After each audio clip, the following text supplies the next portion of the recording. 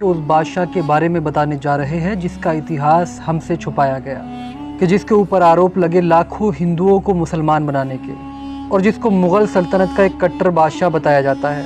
असल में कैसे थे औरंगज़ेब आलमगीर, क्या था उनका इतिहास और उनके दौर में मुग़ल साम्राज्य कितना ताकतवर था, ये सब आपको बताएंगे। तो इस वीडियो को बड़ी गौर से और आखिर तक देखने की कोशिश करें, क्योंकि अगर आप औरंगज़ेब को समझना चाहते हैं तो उनकी ज़िंदगी के हर हिस्से को आपको समझना होगा। दोस्तों, औरंगज़ेब का जन्म 3 नवंबर सन 1618 ईस्वी में हुआ था। इतिहासकारों की माने तो वो अपने बचपन से ही काफ़ी बहादुर और जंगजू शख्स थे। औरंगज़ेब के पिता शाहजहाँ के कुल 4 बेटे थे और वो शाहजहाँ के तीसरे नंबर के बेटे थे। शाहजहाँ के चारों बेटों के नाम कुछ इस प्रकार थे। बड़े बेटे का नाम था दारा शिकोह, फिर शाह शुजा, फिर औरंगज़ेब और चौथे नंबर पे थे मुराद बख्श। आपको जानकर शायद हैरानी होगी, असल में शाहजहाँ की गद्दी के असली वारिस औरंगज़ेब नहीं थे। शाहजहाँ चाहते थे कि मुग़ल साम्राज्य की कमान दारा शिकोह संभाले। इतिहासकार तो यहाँ तक कहते हैं कि इसीलिए उन्होंने दारा शिकोह को अपने बाद मुग़ल सल्तनत का बादशाह तक घोषित कर दिया था। लेकिन दोस्तों, दूसरी तरफ शाहजहाँ के किसी भी बेटे को दारा शिकोह का बादशाह बनना मंजूर नहीं था। लिहाजा चारों बेटों में हुकूमत को लेकर भीषण जंग हुई, जिसमें औरंगज़ेब की जीत हुई, और यहीं से शुरुआत होती है औरंगज़ेब की कहानी की। कहते हैं 31 जुलाई सन 1658 ईस्वी में औरंगज़ेब मुग़ल सल्तनत की गद्दी पर बैठे।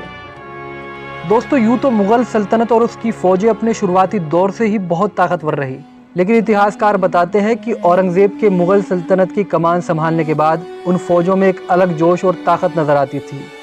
उस वक्त मुग़ल साम्राज्य की फ़ौजों की संख्या इतनी बड़ी थी कि जिसको जानने के बाद आप भी हैरत में पड़ जाएंगे। दोस्तों, उस वक्त के ऐतिहासिक दस्तावेज़ों के अनुसार उसकी फ़ौज की संख्या लगभग 9 लाख सैनिकों के आसपास बताई जाती है, जो कि आज भी दुनिया के किसी भी ताकतवर देश की आर्मी से कहीं ज़्यादा है।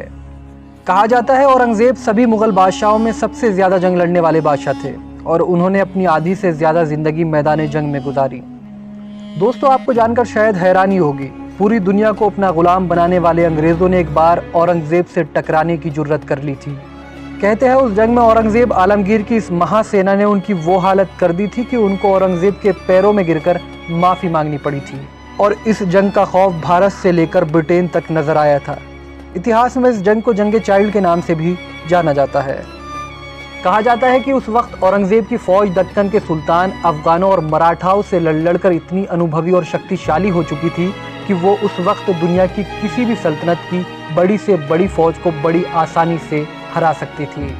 औरंगज़ेब आलमगीर के टाइम पीरियड में मुग़ल साम्राज्य की सीमाएं काबुल से लेकर ढाका और कश्मीर से लेकर पांडुचेरी तक फैली हुई थी। उस वक्त दुनिया की दौलत का 1/4 हिस्सा औरंगज़ेब के पास था और वो उस वक्त दुनिया में मौजूद सबसे शक्तिशाली व्यक्ति था। यहाँ तक कि उस दौर की मुग़ल सल्तनत को महान सल्तनत उस्मानिया से भी ताकतवर बताया जाता है।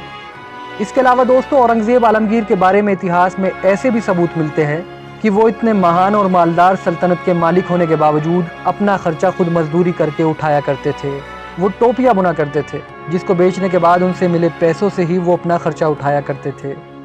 उनका मानना था कि सल्तनत की दौलत उनकी नहीं बल्कि हुकूमत में रहने वाली जनता की है और वो असल में उसे खर्च करने के हकदार नहीं है।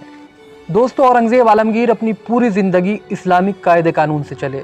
उन्होंने अपने दौरे हुकूमत शराब पर सख्ती के साथ पाबंदी लगा दी थी, और अगर कोई व्यक्ति उस वक्त शराब बेचता या उसका इस्तेमाल करता हुआ पाया जाता था तो उस पर सख्त से सख्त कार्रवाई की जाती थी।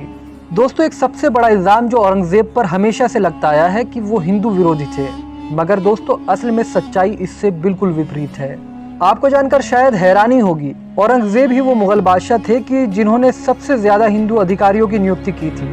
उस वक्त उनके दरबार में 36% लोग हिंदू हुआ करते थे, जो कि किसी भी मुग़ल बादशाह के दौर में सबसे बड़ा आंकड़ा है। इसके साथ साथ दोस्तों, उन्होंने हिंदू पंडितों की सरकारी पेंशन भी कर दी थी, और वो ऐसा करने वाले हिंदुस्तान के पहले बादशाह थे। आपकी जानकारी के लिए बता दें, औरंगज़ेब हिंदुस्तान पर राज करने वाले 6ठे मुग़ल बादशाह थे, और आखिरकार सन 1707 में 50 वर्ष तक हिंदुस्तान पर हुकूमत करने के बाद ये अजीम और बहादुर शासक हमसे हमेशा हमेशा के लिए रुखसत हो गया और पीछे छोड़ गया अपनी ऐसी विरासतें जिस पर आज भी हिंदुस्तान फ़ख्र करता है। तो दोस्तों, ये था मुग़ल सल्तनत के सबसे शक्तिशाली बादशाह औरंगज़ेब का पूरा इतिहास। अगर आप औरंगज़ेब को एक बेहतरीन शासक मानते हैं तो इस वीडियो को लाइक करें, साथ में चैनल को भी ज़रूर सब्सक्राइब कर ले।